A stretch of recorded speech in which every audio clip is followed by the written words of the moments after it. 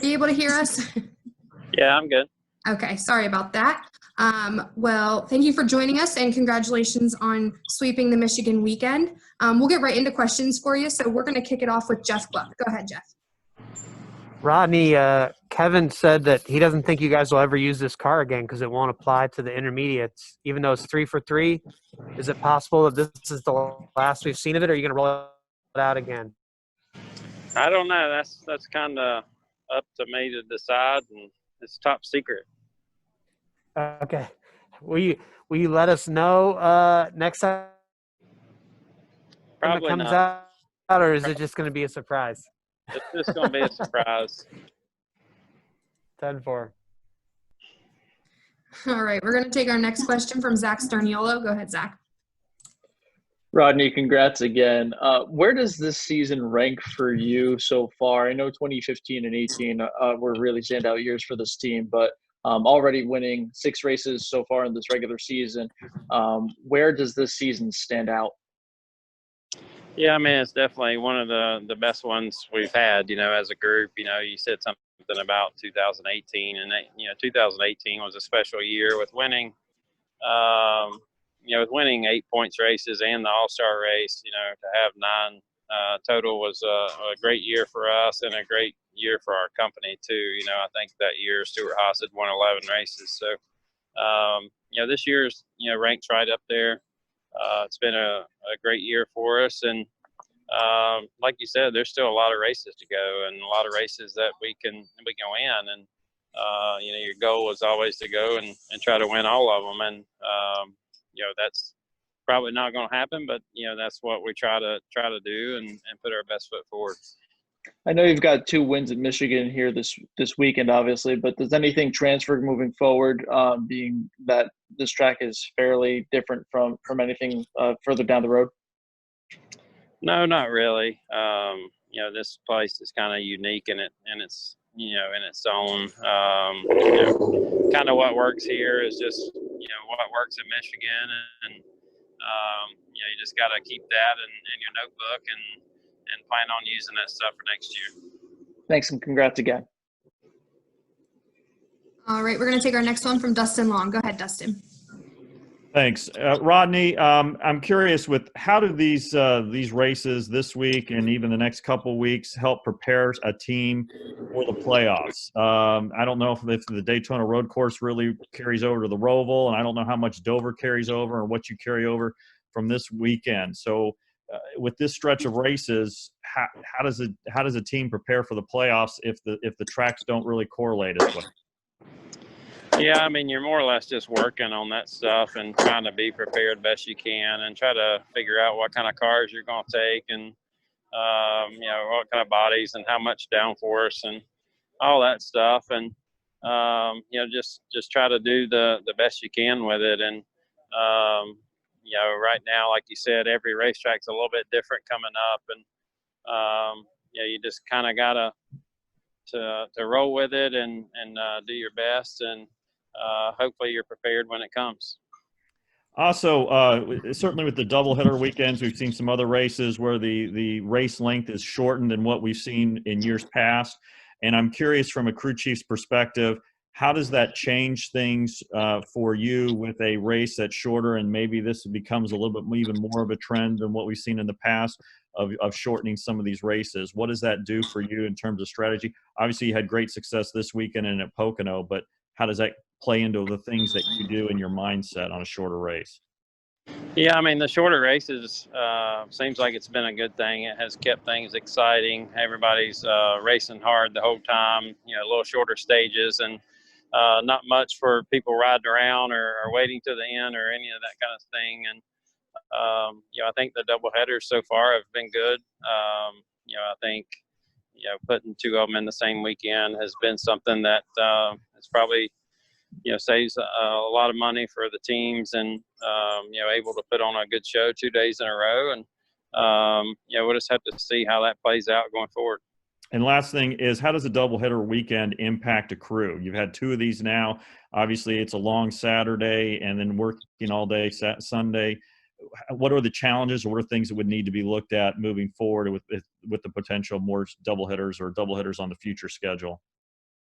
Yeah, I mean, I think all of us learn a little bit every time we do it. I think, doing it at Pocono the first time was maybe a little bit of shock just because none of us had ever done it before. But, doing it this weekend, it kind of seemed fairly normal and not much of a problem at all. And, it seemed like the guys that even went to backup cars had some time to get their stuff ready to go and be ready for today's race. So, all of us to keep learning through all of it and communicating and working through it best we can.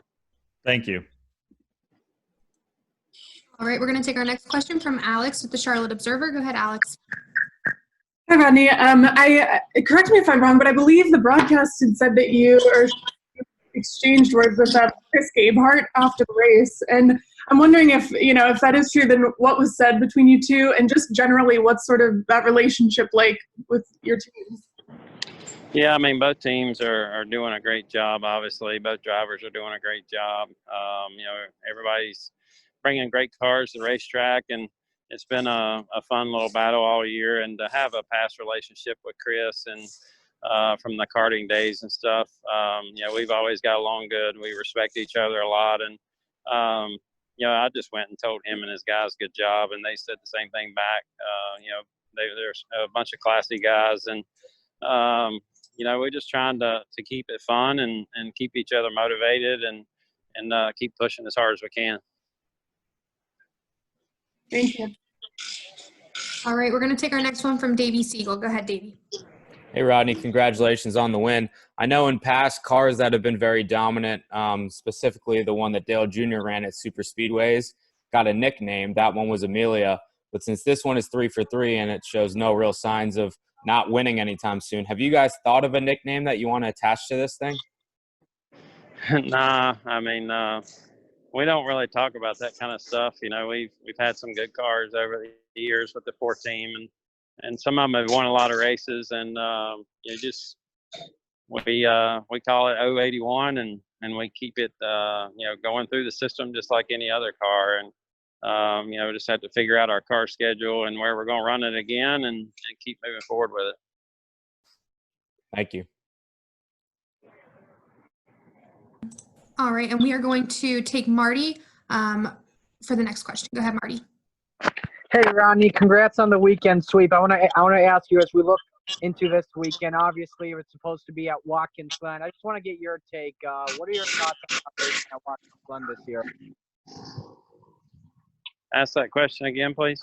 Yeah, what are your thoughts on not racing at Watkins, Glen this year?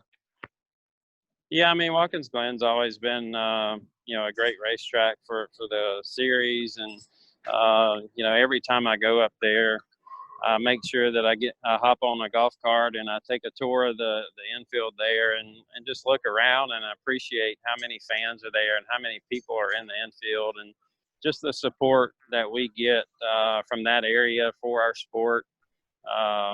That part has been just fantastic up there, especially the last few years. I mean, if I had to pick one racetrack that I felt like we had the most support at, it would be that one. So I hate that all those folks aren't going to be able to come watch us race. But hopefully they're keeping up with us on their TVs at home, and we can get back there next year and put on a good show for them. Thanks, Rodney. Congrats again. Thank you. All right, we're going to take our final question from Lee Spencer. Go ahead, Lee. Thank you. Congratulations, Rodney. Just curious, as solid as Joe Gibbs Racing was last year and just absolutely dominant, was that kind of like a challenge for your team and for Ford to come back even stronger in 2020 just to try to thwart what they were trying to do? I mean, what they did last year was kind of ridiculous. Well, I don't know. I mean, we don't normally concentrate on them. We just concentrate on us. And, we had some things that we needed to do better as a team. And we've been able to accomplish, some of those this year. And, our pit crew guys have really stepped up and made a huge difference in what we're doing on the racetrack and while we're here. So that's a huge deal. And the other side of it is just having better race cars and unloading better race cars. And, I think every year it kind of swings each way, who's got a their stuff together from a race team standpoint. And Stewart-Haas Racing has done a great job over the years. Whether we've been absolutely perfect or not, sometimes we're not. But on the other side of it, we're always competitive, and we're always working hard to try to win races, whether we're the best at that particular time. And we just been working hard, over the off season and during this year, and trying to build great race cars and just doing all those all those details right. Appreciate your time. Safe travels. Thank you. All right, Rodney. Well, thank you so much for joining us. Congratulations on the weekend sweep, and we will see you at the Daytona Road Course. All right. Thank you. Thank you. And to all of the media, we will shortly have transcripts, audio, and video from this post-race video conference available on NASCARmedia.com.